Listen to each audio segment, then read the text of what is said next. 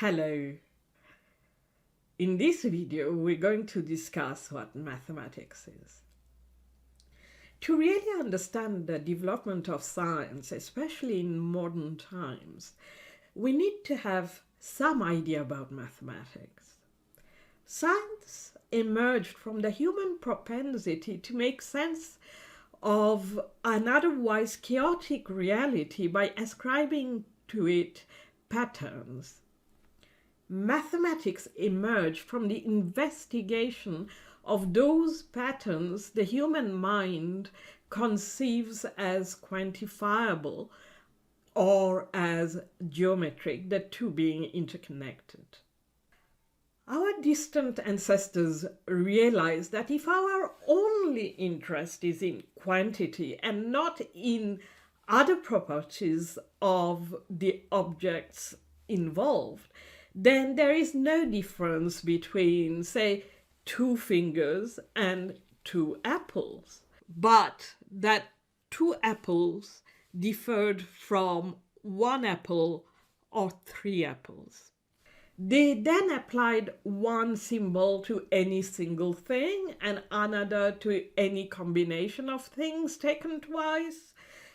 These symbols have varied according to culture and time. The ones that have survived are the Indian numerals. The number 1 applies to anything taken individually. The number 2 to all combinations of things taken doubly. The number 3 to all triple combinations, and so on and so forth. The same applies to geometric objects. The square applies to all shapes with 4 sides of equal length and all right angles, even though these shapes may differ in size, in color, or in material. Associating numbers to features of our reality is the start of abstraction. But mere association only provides a list of disconnected numbers. It tells us nothing. Their relation is what matters. Mathematics is a very special kind of language, one that follows precise logical rules, intimately connected to our pattern-based way of thinking. These rules allow us to study the properties of its abstract concepts, in particular how they can be combined. This led us to arithmetic operations: addition, subtraction, multiplication, division. Instead of counting each time, it was seen that it is simpler to solve equations and apply them to each particular case. For example, when we want to divide 10 apples or 6 plots of land between 2 people, we divide a number by 2, and the result gives us the quantity that each person should receive. In Indian mathematics, this was presented using examples with typical numbers. 6 divided by 2, for example, is equal to 3. But this was done on the understanding that 6 could be replaced by any other number, for example, by 10, and the result 3 must then be replaced by this other number divided by 2. 5 in the case of 10. 10 divided by 2 equals to 5. This is equivalent to saying 6 equals to 3 times 2, or 10 equals to 5 times 2. In modern times, more abstract and general alphabetic symbols are used. For example, x divided by 2 equals to y, where x can take any value, and y is the half of it. Y times 2 equals to x. In other words, we can also start by giving any value to y, and then x will be its double. This is how we arrived at decimal numbers that can be written with a comma. All this was possible within the context of the decimal system. This final form of the decimal system was shaped in the 4th, 5th century in India. One of its strengths is the concept of zero.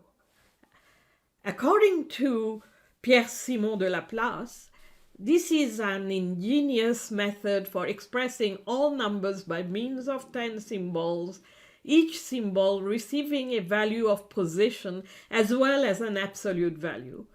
A profound and important idea which appears so simple to us now that we ignore its true merit. But its very simplicity and the great ease which it has lent to computations put our arithmetic in the first rank of useful inventions.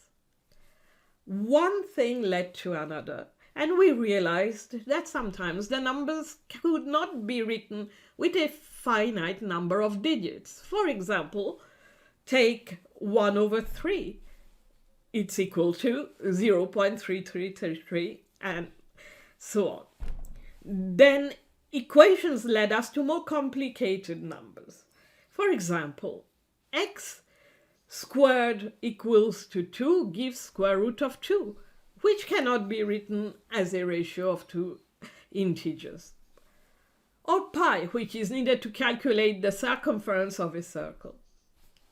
Unlike integers, they do not have an exact decimal representation.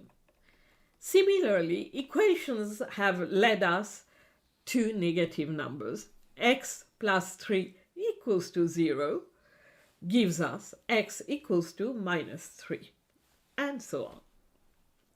At each stage, there is a necessary process of abstraction. Each time we obtain new concepts which satisfy relations. The new concepts and their theories are applied both within and outside mathematics. These applications lead to new ideas, new concepts are developed, and the abstraction process goes on. The abstractness of mathematical statements entails exactness. When we apply them to physical reality, this exactness is usually lost. For example, square root of 2 cannot be measured, whatever be the degree of accuracy of the measuring instrument used. Conversely, mathematically exact concepts and relations, when they are inferred from physical reality, follow from necessarily approximative measurements. Hence, there is a two-way process, from abstractness and exactness to real-life approximation and back. This process is made possible by the mathematical concept of infinity. So what is infinity? In a word, that which does not have the characteristics of the finite. In some sense, right when you think there is none left, there still is. For example, there is an infinite number of positive integers. Whatever the integer, there is always a bigger one. We can go on adding numbers, but we can never reach infinity. The finite can be reached, infinity cannot even be approached. Like all else, it is abstracted from reality, from our mind's conception of space as a continuum. In other words, as continuous and without end. Mathematics helps us make this abstraction more accurate. The infinite differs fundamentally from the very large, however inconceivable the very large may seem to us. The concept of infinity allows us to maintain some control on the correspondence between the exactness of irrationals and their real projections by making it possible to give more and more accurate terminating decimal representations in never-ending sequence, while keeping track of the error corresponding to each degree of accuracy, thereby preventing calculations in a real-world setting from being wildly and unknowingly off the mark.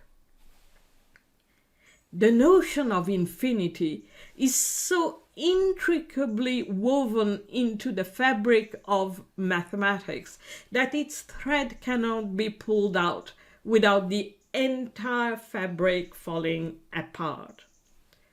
Mathematical statements are universal.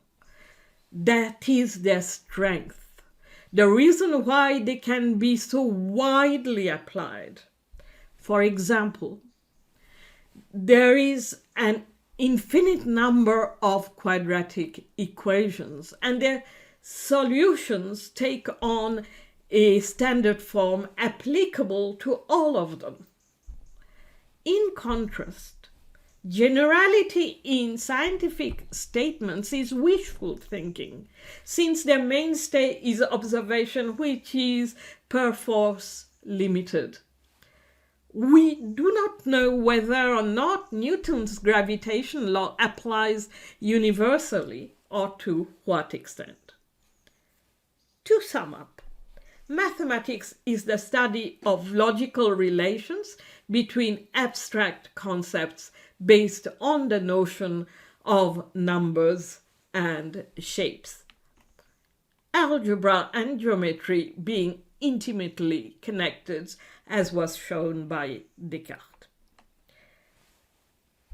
A logically coherent theory may be mathematically correct or even beautiful, but it need not have any empirical basis. This is a fundamental difference with science. This said, science remains a major source of inspiration. As written by the mathematician Henri Poincaré, physics not only gives us the occasion to solve problems, it suggests arguments to us. Ideas, as usual, need to precede theorization. Like in science, you have to begin by selecting a topic, asking questions, making conjectures, making educated guesses, in short, trial and error. Merely playing around with symbols can cut you off from reality, and you may lose your path in a dense forest of abstract concepts. That's why the initial approach generally involves some rough representation of abstract ideas. Together with the analysis of concrete examples, drawings enable intuition. They help in comprehending otherwise difficult concepts and in identifying their properties. A purely abstract theory without any application, even within mathematics, becomes covered by the dust of history.